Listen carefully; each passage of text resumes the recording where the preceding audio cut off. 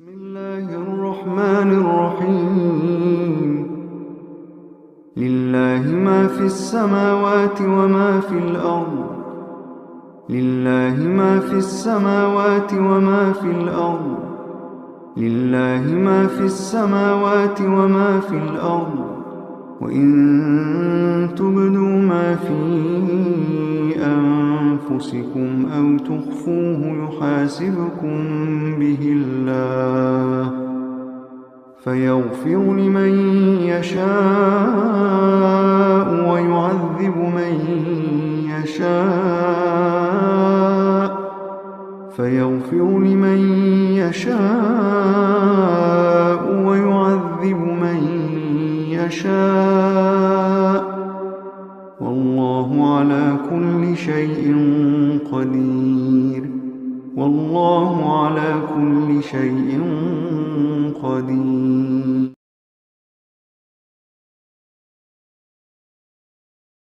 الحمد لله نحمده ونستعينه ونستغفره ونؤمن به ونتوكل عليه ونعوذ بالله من شرور انفسنا ومن سيئات اعمالنا من يهده الله فلا مضل له ومن يضلل فلا هادي له ونشهد ان لا اله الا الله وحده لا شريك له ونشهد ان محمدا عبده ورسوله. قال الله تبارك وتعالى انما المؤمنون اخوه وقال النبي صلى الله عليه وسلم المسلم اخو المسلم او كما قال عليه الصلاه والسلام. آپ حضرات کو خود بھی واقف ہیں کہ ہماری جمعے کی اس نشست میں حقوق العباد پر کلام چل رہا ہے اور آج یہ اس کی آخری کڑی اور آخری نشست ہے. اس تعلق سے ایک مسلمان پر دنیا میں آنے کے بعد جو ذمہ داریاں عائد ہوتی ہیں، جو کام اس کے کرنے کے ہوتے ہیں کہ وہ کتنے ضروری ہوتے ہیں اور کتنے غیر ضروری ہوتے ہیں، کس کا حق اس کے اوپر سب سے مقدم ہے اور اس کا کس پر حق سب سے مقدم ہے، یہ سب باتیں تفصیل سے آئی. ہماری فیملی کے ہمارے اوپر جو حقوق، پھر فیملی کے والدین کے ہمارے اوپر کیا حقوق، والدین کے اوپر اولاد کے کیا حقوق، یہ سب چیزوں پر تفصیلی کلام الحمدللہ ہو چکا ہے. اب ایک اچھے معاشرے کو کھڑا کرنے کے لیے، قائم کرنے کے لیے سب سے پہلے جو ضرورت ہوتی ہے وہ معاشرے کے اندر بھائی چارگی کی ہوتی ہے. ہمارے معاشرے میں اگر بھائی چارگی نہیں ہے، مسلمانوں میں اگر آپس میں اتفاق اور اتحاد نہیں ہے، ایک دوسرے کے حقوق سے نہ آشنا اور نہ بلد ہے، تو یقین مانیے آپ اپنی ذات میں فردن کتنے ہی اپنے آپ کو کامل اور مکمل کیوں نہ سمجھتے ہوں، کتنے ہی زیادہ آپ کامیاب اس روئے عظمت کیوں نہ ہوں، لیکن دراصل آپ ناکام ہیں. کیونکہ اللہ کے رسول صلی اللہ علیہ وسلم نے امت کو جو راستہ دکھایا، اللہ تبارک و تعالیٰ نے امت کو جس راستے پر چلانے کی کوشش کی، جو احکام کلام پاک میں نازل فرمائے، واعتصموا بحبل اللہ جميعا ولا تفرقوا، کہ اللہ کی رسی کو مضبوطی سے پکڑو، اتفاق و اتحاد سے رہو، انتشار آپس میں پیدا نہ کرو، ہم اس سے بچ گئے. تو جہاں ہمارے اوپر ہر ایک مسلمان کے کچھ حقوق عائد ہوتے ہیں، رشتہ داروں کے کچھ حقوق عائد ہوتے ہیں، دوستوں کے، اقرباء اعزاء کے کچھ حقوق عائد ہوتے ہیں، وہیں عمومی طور پر، قومی طور پر ہمارے اوپر ہر ایک مسلمان بلکہ ہر ایک انسان کی بھی کچھ حقوق ہیں. پڑوسی کو بھی کچھ حقوق ہیں، شہر میں رہنے والے انسانوں کے کچھ حقوق ہیں. اسی کے متعلق اللہ تبارک و تعالیٰ نے کلام پاک میں فرمایا انما المؤمنون اخوة، کہ مسلمان مؤمن آپس میں بھائی ہیں. فاصلحوا بینہما، اللہ تبارک و تعالیٰ نے ارشاد فرمایا کہ اگر خدا نہ خواستہ ان میں آپس میں ناراضگی پیدا ہو جائے، لڑائی جھگڑا ہو جائے، تو ان میں صلح کرا دیا کرو. زیادہ دن کا جھگڑا چلنے نہ دیا کرو، کیونکہ جتنے زیادہ دن دو مومنوں کا، دو مسلمانوں کا آپس میں جھگڑا چلے گا، اتنی ہی زیادہ غیروں کو فائدہ پہنچے گا، اتنی ہی زیادہ مسلم کمیونٹی کمزور ہوگی۔ تو اللہ تبارک و تعالیٰ نے حضور اکرم صلی اللہ علیہ وسلم نے انہی الفاظ میں اپنی زبان سے یہ ارشاد فرمایا المسلم اخو المسلم، کہ مسلمان مسلمان کا دینی بھائی ہے، کہ جس طرح ایک انسان اپنے سگے بھائی کے ساتھ بہیو کرتا ہے، سگے بھائی کے ساتھ معاملہ کرتا ہے، تو یہ سمجھیے کہ تمام مسلمان آپ کے بھائی ہیں۔ اور جب ہمارے دماغ میں یہ نقطہ نظر بیٹھ جائے گا کہ بھائی کے ساتھ ہمیں جیسا سلوک کرنا ہے، ہر مسلمان کے ساتھ ایسا سلوک کرنا ہے، تو پھر انشاءاللہ اللہ کی ذات سے امید ہے کہ اپنی ذات سے بمشکل ہی کوئی تکلیف، کوئی ایذا رسانی کی چیز اپنے کسی مسلمان بھائی کو پہنچے۔ حضور اکرم صلی اللہ علیہ وسلم کا ارشاد ہے کہ ایک مسلمان پر دوسرے مسلمان کے 4 بلکہ 5، کسی حدیث میں 6، کسی میں 8 تک کا ذکر ملتا ہے، لیکن 5 زیادہ مشہور ہے کہ 5 موجود ہیں۔ نمبر 1، اگر وہ سلام کرے تو اس کا جواب دینا۔ نمبر 2، اگر وہ بیمار ہو جائے تو اس کی عیادت کے لیے جانا۔ نمبر 3، اگر اس کا انتقال ہو جائے تو اس کی تجہیز و تکفین میں جانا، جنازے کے پیچھے جانا، اس کی نماز پڑھنا، اور ہو سکے تو قبرستان تک جانا۔ اور چوتھے، اگر وہ دعوت کرے تو اس دعوت کو ایکسپٹ کرنا، انکار مت کرنا، بلا کسی عذر طبیعی یا شرعی کے انکار مت کرنا۔ اور 5ویں نمبر پر ہے کہ اگر اس کو چھینک آئے تو وہ اگر الحمدللہ کہے تو آپ الحمدللہ کہیں۔ تو یہ 5 چیزیں سننے میں کہنے میں بہت آسان معلوم ہوتی ہے، لیکن اگر دیکھا جائے، صحیح انداز سے غور کیا جائے، تو ان 5 چیزوں میں ایک مسلمان کی دوسرے مسلمان پر جو ذمہ داریاں ہیں وہ اچھی طریقے سے نبھائی جا سکتی ہیں۔ ایک اچھے معاشرے کو آپس میں جوڑ کر رکھنے کے لیے 5 چیزیں کافی ہیں۔ سب سے پہلے اللہ کے رسول صلی اللہ علیہ وسلم نے فرمایا کہ اگر وہ سلام کرے تو اس کے سلام کا جواب دینا چاہیے، کیونکہ سلام کا جواب تو ویسے بھی دینا واجب ہے۔ تو جب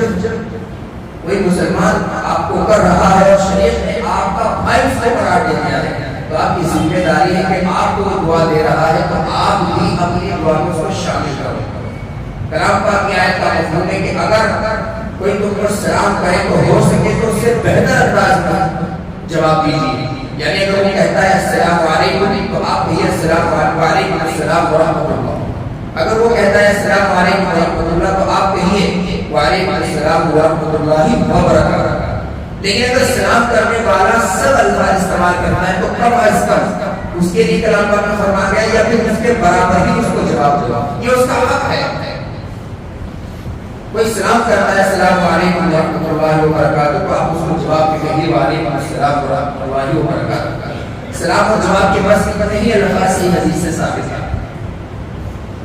ایک مرتبہ حضور اکرم صلی اللہ علیہ وسلم حضرت سعد بن عبادہ رضی اللہ تعالیٰ بڑے جلیل مقدس صحابی ہیں، ان کے گھر پر تشریف لے گئے۔ حضور صلی اللہ علیہ وسلم کی عادت مبارکہ تھی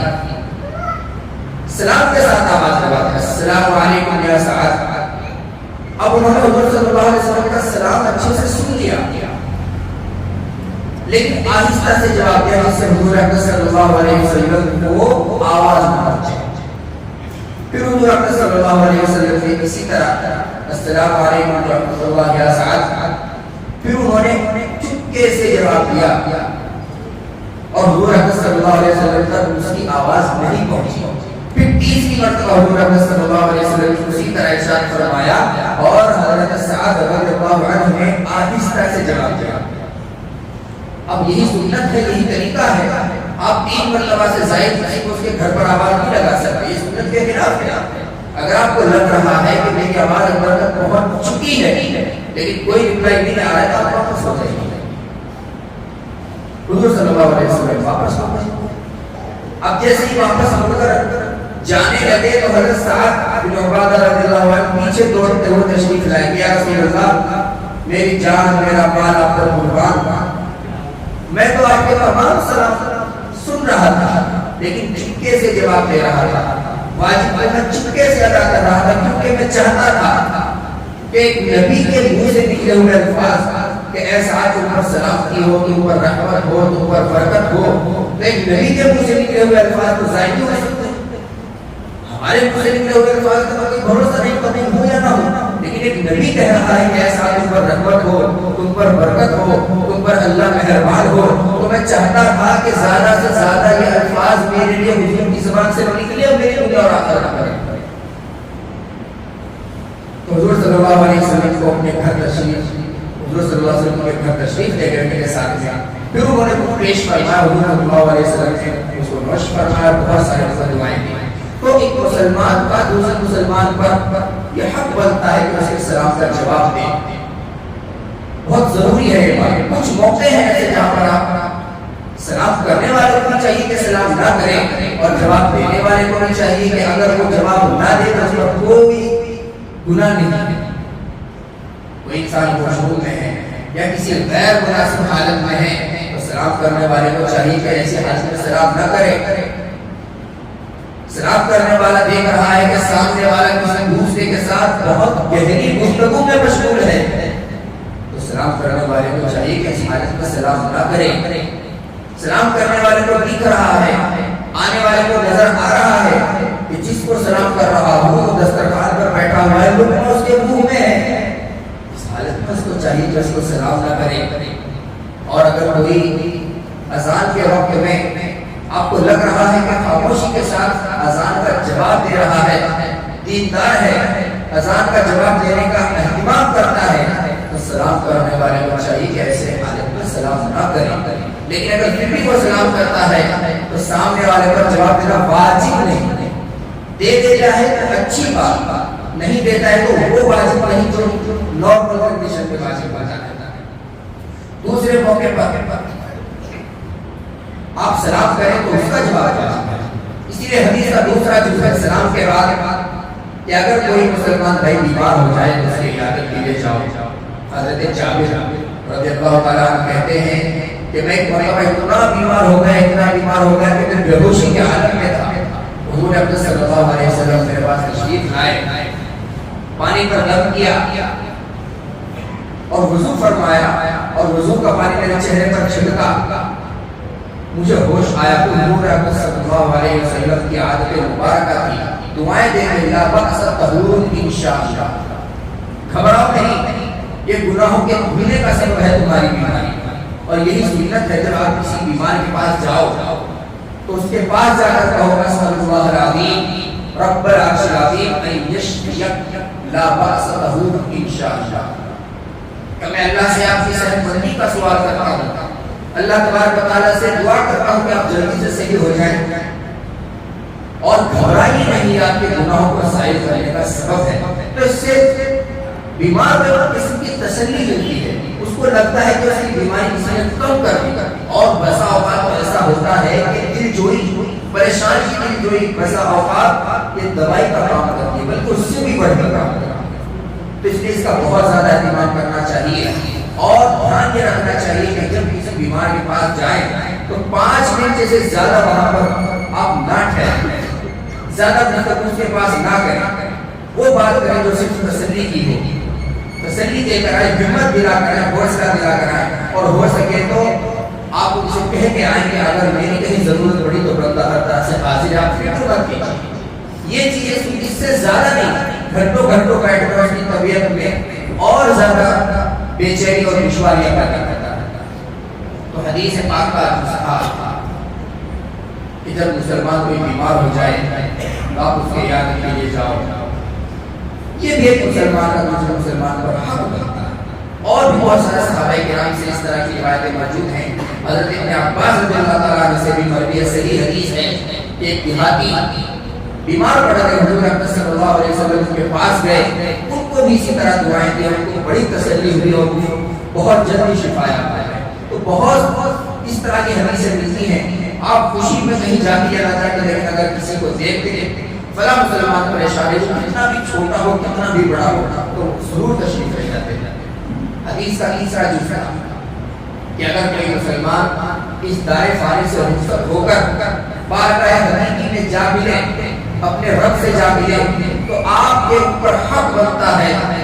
اگر آپ کے پاس وقت ہے تو شروع سے آخر تک تجہیز و تکفین تک بھی آپ ساتھ دیں، لیکن کم از کم اس کے جنازے کے پیچھے چل کر اس کی جنازے کی نماز ضرور پڑھیں۔ ایک مسلمان کا دوسرے مسلمان پر حق ہے، یہ فرض کفایہ ہے۔ جیسے اس کے دیگر اعزاء و اقارب اخیر تک اس کا ساتھ رہتے ہیں تو کوشش یہی رہنی چاہیے کہ اخیر تک ساتھ رہیں، تاکہ آپ کو قبر میں اتارنے کا طریقہ معلوم ہو، تجہیز و تکفین کے مسائل احکام اور طرق معلوم ہو، اور جب قبر میں اتارتے ہیں تو بسم اللہ وعلی ملت رسول اللہ کی دعا پڑھی جاتی ہے، اس کا آپ کو علم ہو۔ اور اسی طریقے سے تدفین کے بعد جب مٹی ڈالتے ہیں مردے کے اوپر، منہا خلقناکم وفیہا نعیدکم ومنہا نخرجکم تارۃ اخری پڑھ کر ڈالتے ہیں، آپ کو پتہ چلے گا کہ مٹی ڈالتے ہیں کیا دعائیں پڑھتے ہیں، اور اس میں بڑی فضیلتیں آئی ہیں کہ کسی مسلمان بھائی کی قبر پر آپ اپنے ہاتھ سے مٹی ڈالی۔ کچھ علماء کہتے ہیں کہ جتنا گرد آپ کے ہاتھ پر لگتا ہے اللہ تبارک و تعالیٰ آپ کو اجر نیکیاں عطا کرتا ہے، صرف اس لیے کہ ایک مسلمان دوسرے مسلمان کے جذبات کو، فیلنگز کو، اس کے حقوق کی ادائیگی کو سمجھتا ہے۔ تو حضرت برا بن عازب رضی اللہ تعالیٰ عنہ ایک صحابی ہیں، یہ بھی اسی طرح کی حدیث روایت کرتے ہیں کہ حضور اکرم صلی اللہ علیہ وسلم نے ارشاد فرمایا کہ ایک مسلمان کے دوسرے مسلمان پر 7 حقوق ہیں، 5 تو یہی ہے نارمل، اور انہوں نے اضافہ کیا ہے اپنی حدیث میں کہ حضور نے فرمایا کہ آپ جو مظلوم ہے اس کی مدد کرو، اور آپ جو قسم کھا رہے ہیں اس کو پورا کرو۔ حدیث کا چوتھا جملہ کہ اگر کوئی دعوت کرے تو اس کی دعوت کو قبول کرو۔ کوئی مسلمان خوشی میں آپ کو دعوت دیتا ہے، اس کی دعوت کو بلا عذر شرعی یا کبھی قبول نہ کرنے میں کوئی دقت نہیں ہونی، قبول کرنے میں کوئی دقت نہیں ہونی چاہیے، کیونکہ حضور اکرم صلی اللہ علیہ وسلم کی حدیث سے ثابت ہے ایک مسلمان کا دوسرے مسلمان پر حق ہے۔ ایک تابعی ہے، وہ فرماتے ہیں کہ حضرت امیر معاویہ رضی اللہ تعالیٰ عنہ کے زمانے میں ہم کشتی پہ سفر کر رہے تھے، تو اسی راستے سے دوسری کشتی میں حضرت ابو ایوب انصاری رضی اللہ تعالیٰ عنہ جو حضور صلی اللہ علیہ وسلم کے میزبان رہ چکے وہ بھی تشریف لے جا رہے تھے۔ یہ حضور صلی اللہ علیہ وسلم کے بعد کی بات ہے، حضور صلی اللہ علیہ وسلم دنیا سے تشریف لے جانے کے بعد کی، تو ہماری کشتی ان کی کشتی کے پاس سے گزری تو ہم نے دیکھا حضرت ابو ایوب انصاری ہے، تو ہم ان کے ساتھ میں ہو لیے۔ سمندروں میں بھی ایسے ہی کشتیوں کے راستے ہوتے ہیں جیسے نارمل سڑکوں کے راستے ہوتے ہیں، پیچھے سے آپ گزر رہے ہیں تو برابر میں دیکھتے تو آپ کو کوئی دوست جا رہا ہے تو آپ اسپیڈ کو تھوڑا لو کر لیتے ہیں، اس کے ساتھ بات کرتے ہوئے جاتے ہیں۔ ہوا میں بھی اسی طرح کے راستے ہوتے ہیں، اگر ان سے ذرا بھی ہٹ جائے تو دونوں سائڈ ریڈ زون میں آ جاتا ہے، اور دونوں طرف اتنا ہوتا ہے یہ کہ ایک بریک جو ہے وہ اپنے راستے سے ہٹ چکا، تو فکس ہوتا ہے راستہ سمندر میں بھی اور ہوا میں بھی اور سڑکوں پر بھی۔ تو جب ان کے برابر میں کشتی پہنچی تو اپنی کشتی میں سلوک کرا دیا۔ حضرت ابو ایوب انصاری بڑے بزرگ ہیں، اس زمانے کے حضور صلی اللہ علیہ وسلم کے میزبان کوئی نہیں چاہتا تھا ان سے بات کرنا، کہ حاضری لینا۔ تو حضرت ابو ایوب انصاری رضی اللہ تعالیٰ عنہ کی شام کی دعوت بھی ہونے لگی، کھانا آ گیا، دعوت کا۔ حضرت ابو ایوب انصاری رضی اللہ تعالیٰ عنہ روزے سے تھے، افطار کا وقت نہیں ہوتا تھا، تو فرمانے لگے کہ ویسے تو میں روزے سے ہوں، لیکن حضور اکرم صلی اللہ علیہ وسلم کا ارشاد ہے، حضور صلی اللہ علیہ وسلم نے فرمایا کہ اگر کوئی مسلمان بھائی آپ کی دعوت کرتا ہے تو اپنی دعوت کو قبول کرنا چاہیے، تو میں انشاءاللہ ضرور آپ کی دعوت کو قبول کرتا ہوں۔ حضور صلی اللہ علیہ وسلم کے ہر حکم کو بجا لانے کا یہ جذبہ حضرت عثمان رضی اللہ تعالیٰ امیر المؤمنین ہیں، تیسرے خلفاء میں سے تیسرے نمبر پر آتے ہیں حضرت عثمان بن عفان رضی اللہ تعالیٰ عنہ۔ حضرت مغیرہ بن شعبہ رضی اللہ عنہ ایک مشہور صحابی ہیں، انہوں نے نکاح فرمایا اور ولیمے کی دعوت میں حضرت عثمان غنی رضی اللہ تعالیٰ عنہ نے بیٹھ کیا، تو حضرت عثمان غنی رضی اللہ عنہ تشریف لائے اور فرمایا کہ مغیرہ میں روزے سے ہوں، لیکن مجھے اچھا نہیں لگا کہ آپ بلائیں اور میں نہ آؤں، تو تو مجھے لگا کہ چلے جانا چاہیے اور کم از کم دعا تو دے ہی آنا چاہیے. تو میں دعا کرتا ہوں کہ اللہ تبارک و تعالیٰ آپ کی اولاد میں، جان میں، مال میں خیر و برکت عطا فرمائے. یعنی کہ مطلب حضرت عثمان غنی کا یہ تھا کہ آپ نے بلایا تو میں چلا آیا، میں کھاؤں یا نہ کھاؤں یہ ضروری نہیں ہے. اور یہی وسیل بھی ہے کہ اگر آپ کے پاس وقت ہے، آپ خدا نہ خواستہ روزے سے بہت سے ماشاءاللہ دیندار لوگوں میں ماحول ہے جو رات کو رمضان کا روزہ رکھتے ہیں، اس کے بعد بھی آپ چلے جائیں اور جانے کے بعد معذرت کریں. لیکن اگر آپ نے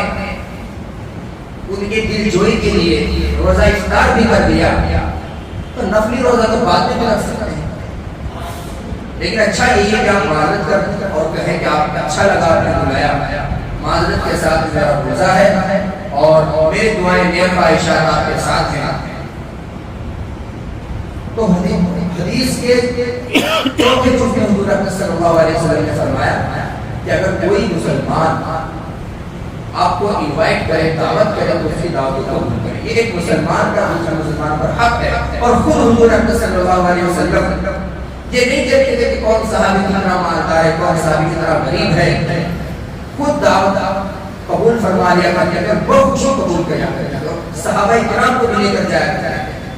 اور کبھی کبھی بے تکلفی میں خود حضور اکرم صلی اللہ علیہ وسلم کسی صحابی سے کہہ دیا کرتے تھے کہ آج آپ کے یہاں ہماری دعوت ہے.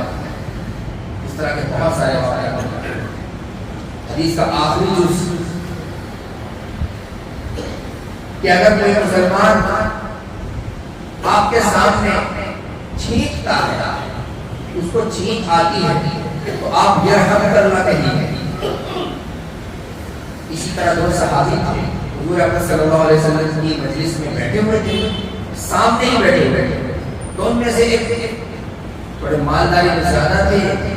ایک نارمل زندگی گزارنے والے بیچارے صحابی تھے، روزانہ کمایا کھا لیا، اس سے زیادہ کچھ نہیں. اتفاق کی بات ہے کہ دونوں کو چھینک آ گئی آگے کی چھینک. وہ جو پیسے والے جو زیادہ کو چھینک آئی تو وہ خاموش رہے، صلی اللہ علیہ وسلم بھی خاموش رہے. پھر وہ جو دوسرے صحابیوں کو چھینک آئی تو میں نے کہا الحمدللہ. تو حضور اکرم صلی اللہ علیہ وسلم نے فرمایا رحمت اللہ. اب یہ دوسرے صحابی ناراض کہ یا رسول اللہ یہ کیا بات ہوئی، مجھے چھینک آئی تو آپ نے رحمت اللہ نہیں کہا، آپ کے منہ سے کون دعائیں نہیں سننا چاہتا، اس کو چھینک آئی تو آپ نے فوراً رحمت اللہ کہا. یعنی کہ ان کے دماغ میں بات کی شاید کی محبت زیادہ ہے. حضور اکرم صلی اللہ علیہ وسلم نے فرمایا کہ جب آپ کو چھینک کے بعد اللہ کی یاد نہیں آئی، آپ اللہ کو بھول گئے تو میں آپ کو بھول گیا، اور جب اس نے اللہ کو یاد کیا تو میں نے اس کو یاد کر لیا. کیا مطلب؟ اس کا مطلب یہ ہے کہ اگر سامنے والا چھینکنے کے بعد خود الحمدللہ کہتا ہے تب آپ کے اوپر حق بنتا ہے تب الحمدللہ کہتا ہے. اور اگر سامنے والا الحمدللہ نہیں کہتا تو آپ پر بھی ضروری نہیں کہ آپ الحمدللہ کہیں. حضرت عمر رضی اللہ تعالیٰ عنہ کے پاس ایک صحابی گزرے اور کو چھینک آئی، لیکن وہ گزر رہے تھے، مجلس میں بیٹھے نہیں گزر رہے تھے. اب پتہ نہیں چلا کہ انہوں نے الحمدللہ کہا یا نہیں کہا. تو حضرت عمر رضی اللہ تعالیٰ عنہ کے الفاظ نہیں، حضرت عمر رضی اللہ تعالیٰ عنہ نے فرمایا یرحمک اللہ ان قلت الحمدللہ، کہ میری طرف سے آپ کے لیے یرحمک اللہ، لیکن جب کہ آپ نے خود الحمدللہ کہا. اگر نہیں کہا پھر نہیں. تو مطلب یہ کہ جو حق ہے ایک مسلمان کا دوسرے مسلمان پر، یہ اس کنڈیشن میں ہے، اس سچویشن میں ہے جب چھینکنے والا خود کہتا ہے الحمدللہ. اور بہت سے لوگوں نے اس کی نصیحت کی ہے کہ چھینکنے کے فوراً بعد الحمدللہ ہم کیوں کہتے ہیں؟ اس لیے کہتے ہیں کہ بات سائنس سے بھی ثابت ہے کہ جب انسان چھینکتا ہے تو اس کے دل کی حرکت بند ہو جاتی ہے، ایک لمحے کے لیے بالکل کام کرنا بند کر دیتا ہے. جس طرح مردہ ہوتا ہے اس طرح ایک لمحے کے لیے اس کے دل کی دھڑکن بڑھ جاتی ہے. تو الحمدللہ انسان اس لیے کہتا ہے کہ اللہ تبارک و تعالیٰ نے اسے دوسرا جیون دان دیا، دوسری زندگی عطا کرتا ہے. اس کا وہ الحمدللہ کہتا ہے کہ تمام تعریف اللہ کے لیے ہے جس نے مجھ سے یہ حالت دور کر کر پھر مجھے پہلی حالت میں رکھا ہے. اس کے جواب میں پھر دوسرا انسان کہتا ہے الحمدللہ کہ اللہ آپ پر رحم فرمائے، یا اللہ نے آپ پر رحم فرما دیا.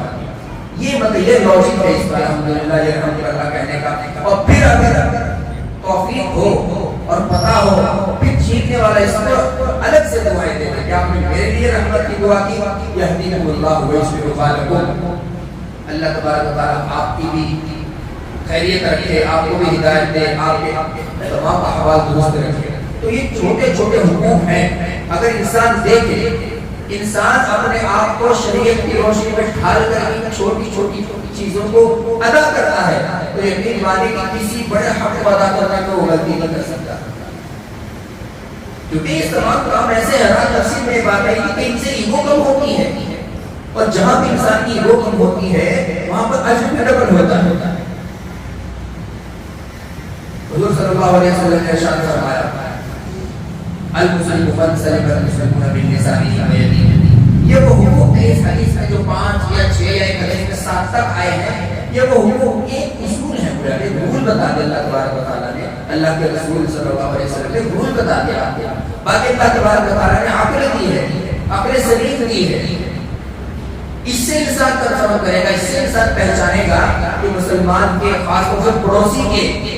دوست کے ہمارے پر کیا حق بنتے ہیں۔ اب ہر سچویشن حدیث میں تو نہیں آ سکتی، ہر سچویشن بس الگ قرآن میں نہیں بیان ہو سکتا۔ قرآن ایک قاعدہ کلیہ بیان کر دیتا ہے، اس پر آپ اپنی عقل سے معاشرے میں کیسے زندہ رہنا ہے، کیسے زندگی گزارنی، سب مسائل متفرع ہوتے ہیں۔ فقہاء نے بڑے مسائل مستنبط کیے، بڑے مسائل نکالے، یہاں تک کہ پڑوسیوں کا یہاں تک حق رکھا کہ اگر آپ اپنا مکان فروخت کرنا چاہتے ہیں تو سب سے پہلے آپ اپنے پاس والے کو، اپنے پڑوسی کو پوچھیں گے کہ میں اپنا مکان اتنے روپے میں بیچنا چاہتا ہوں، اگر آپ کو خریدنا ہے تو آپ ہاں کہیے، ورنہ تو میں پھر کسی اور کو بیچتا ہوں۔ اور اگر اپنے پڑوسی کو بتائے ہوئے، بغیر بتائے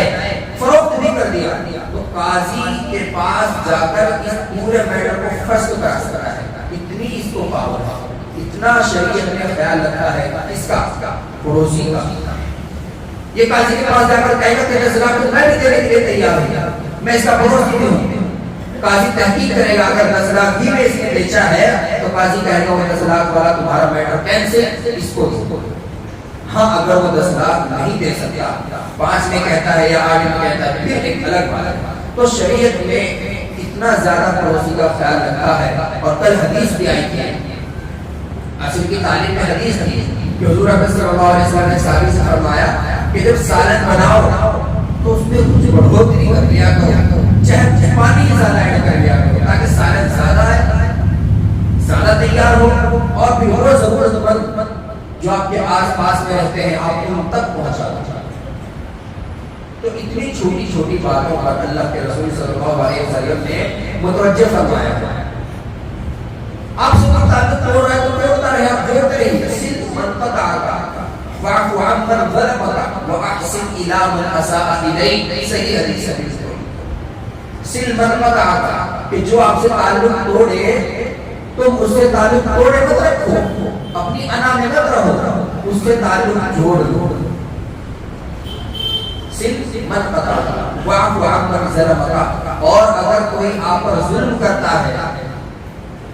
زبان سے کرتا ہے، کسی کام سے کرتا ہے، اپنے کسی فیصلے سے کرتا ہے، معاف کر دیا۔